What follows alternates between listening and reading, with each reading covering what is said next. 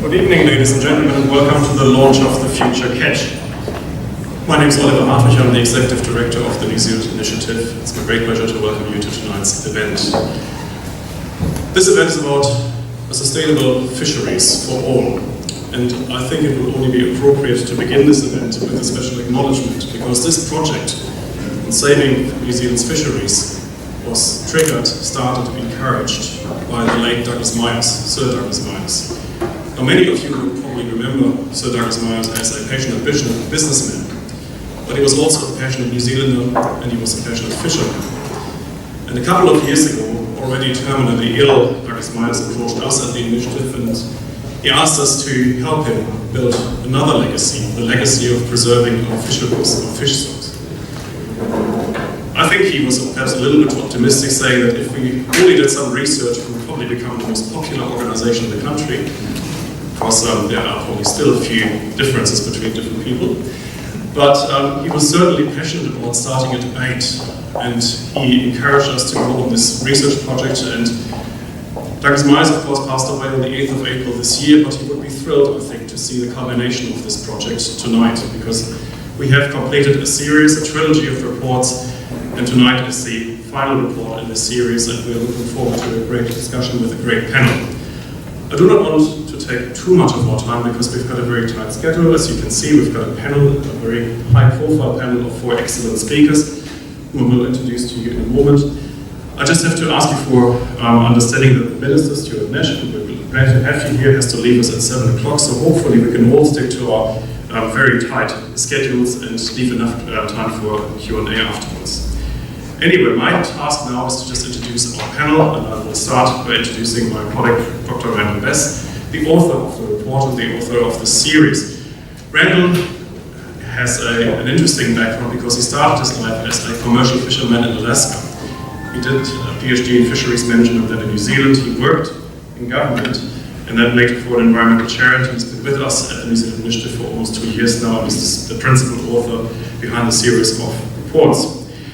After Randall, we will hear from the new Minister for Fisheries, the Honourable Stuart Nash. Stuart is, of course, the new Minister of Fisheries and a Member of Parliament for Napier, but in addition to that portfolio, he is also the Minister of Police, Revenue and Small Business, so they've given you all the easy portfolios. And, of course, Stuart is also a strong local campaigner and advocate for his electorate in Napier, so we're very glad to have you with us. Then we'll hear from Sir Mark Solomon, and Sir Mark is the Deputy Chair of Ohu Kaimoana. And Ohu Kaimoana, of course, is the Maori Fisheries Trust. He was previously the Chairman of Naitau from 1998 until 2016, and Sir Mark continues to hold a number of directorship roles, including as Chairman of the Canterbury District Health Board. And last but not least, we will hear from Bob Gutsell, the Vice President of the New Zealand Sport Fishing Council, New Zealand's largest recreational fishing organisation. So we'll have 4 excellent speakers on a topic that is of importance to all New Zealanders, because we all believe, no matter where we come from, that we have to do better to preserve our recreational fisheries, because, as Douglas Myers said to us, he wanted to make sure that future generations of New Zealanders will enjoy exactly the same access to high-quality, well-sustained fish stocks that he enjoyed when he grew up in New Zealand. That was the primary motivation behind this project, and so we're glad to have this debate now, and without further ado, please welcome my colleague, Randall Bess.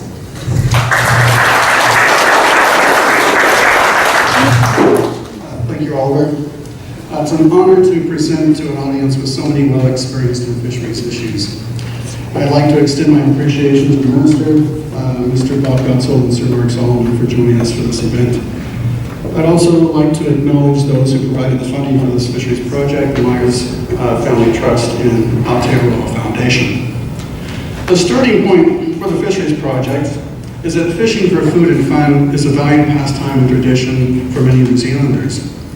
And maintaining this tradition depends on ongoing access to ensure fish stocks and their sustained health. But increasingly, we are hearing of fishers being frustrated about the depletion of certain stocks compared to what they experienced in the past. And we should acknowledge that Māori have a high participation rate in recreational fishing. They also have a substantial ownership in quota and aquaculture, and they have the right to take for customary food gathering purposes. There is also, of course, the commercial fishing sector more broadly, which is struggling with the QMS niche of the fisheries. As the Fisheries Project has stated repeatedly, the problems of misreporting and illegal discarding and high grading must be resolved. There are other anthropogenic factors that warrant our collective attention regarding adverse effects on stocks and habitats. But the competition between the three fishing sectors and their common problems highlight the shared nature of inshore fisheries. But despite the QMS and treaty settlement, marine resources remain public resources, and they should be managed accordingly. The intent of the recommendations in the future catch is to rebalance management, attention, and resources. This rebalance shifts the focus from predominantly managing commercial fisheries to managing for the benefit of all fishing sectors.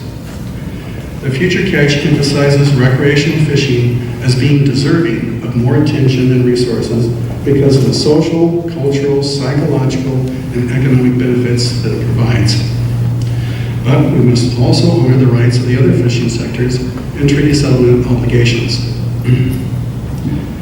Some are not so agreeable to the focus on shared fisheries, as they consider the right to fish for food and fun should prevail over the other rights. We hear from some that the solution to problems in recreational fisheries is to honor Moyle's Promise. Moyle's Promise refers to the Honorable Hon Moyle, who was Minister of Fisheries from 1984 to 1990. And he crafted a commendable policy with his officials in 1989. The policy provided the recreational right with priority status where there was insufficient abundance to support both commercial and recreational fishing. But this policy was short-lived. It had not been endorsed by any subsequent government. Several years later, the Honorable Pete Hodgson, who was minister from 2002 to 2004, provided his response to those who promoted Moyle's Promise. Minister Hodgson sought improvements to the 1989 policy that was consistent with current realities, such as treaty settlement. But his efforts and those of others were rejected. Minister Hodgson's response was sensible in 2003 and still is today. A workable policy for the public right to fish and in the context of shared fisheries is well overdue. This is one of the key recommendations in the future catch. We know that recreational fishing accounts for a substantial proportion of harvest of some inshore stocks. But what do the trends tell us about the future? First, recreational harvest estimates are uncertain, though the methods put in place during the last few years have greatly improved their reliability. But they do not work well for all fisheries. So another recommendation is to increase the frequency and develop new methods for fisheries that have less precise estimates. That aside, the long-term trend has shown there has not been much increase in recreational fishing pressure over the last 10 years. It has fluctuated. There are several factors that contribute to recreational harvest levels being unpredictable. Catching effort can vary in response to weather, levels of disposable income and leisure time, not to mention improvements in fishing technology and growth in the number of recreational boats. And as New Zealand experiences record levels of population growth, we must be aware of the effect it has on the participation rate, along with the recreational fisher profile. Increasingly, we are a multicultural society. There are quite different ideas about fishing and the value placed on the experience, which brings challenges for education, enforcement of rules, and representation of interests. In addition, we are seeing the effects of increasing numbers of tourists taking up charter boat fishing opportunities. This increase is putting added pressure on some stocks, and crayfish in the Breakwater region is a case in point. Fish stock abundance also affects recreational harvest levels. Development of plans and actions for inshore stocks to reach the biomass targets over the next few years is another key recommendation. But we should be mindful of a basic problem in stock rebuilds, which is that successful fisheries breed failures. Developing a quality fishing experience attracts more fishers, and fishers fish more often, which can increase fishing effort until the quality of the experience is reduced. We need to better understand the drivers for changes in recreational fishing. Another recommendation is to move to a proportional basis for allocating total level catches. For proportionality to work and be accepted, it must include the ability to transfer portions of a total level catch as social values change over time. The changes could be driven by increases in recreational fishing and tourism, or increased preference for the take of certain species. Proportionality, as proposed, must also be open to compensating affected quota holders. That way, we can move beyond the ongoing intersectoral battles over allocation decisions.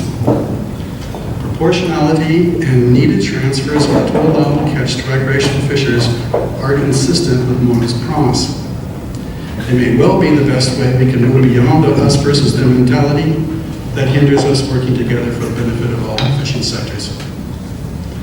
A final recommendation is to create broad representation of recreational fishing interests at the highest level and funding for it. For too long, the recreational sector has lacked effective leadership and collaboration.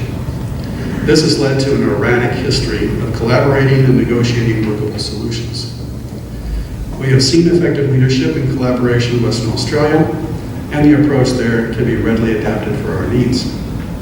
We were fortunate to have Dr. Andrew Rowland, CEO of Recreation West, visit New Zealand for a few days. And we heard firsthand how a well-funded, representative peak body can build relationships based on trust, respect, and integrity, while also going head-to-head with key decision makers on issues of importance to recreational fishers. In conclusion, I would like to extend my thanks to those who have joined in the much-needed debate about the future of New Zealand's recreational fisheries. Let the debate continue among those who bring informed and balanced views. And I would like to acknowledge the environment for change has been enhanced with the appointment of the minister and announcement of a new ministry. All this points to ending the stalemate for change and making lasting improvements for the recreational fishing sector and the other sectors. Thank you.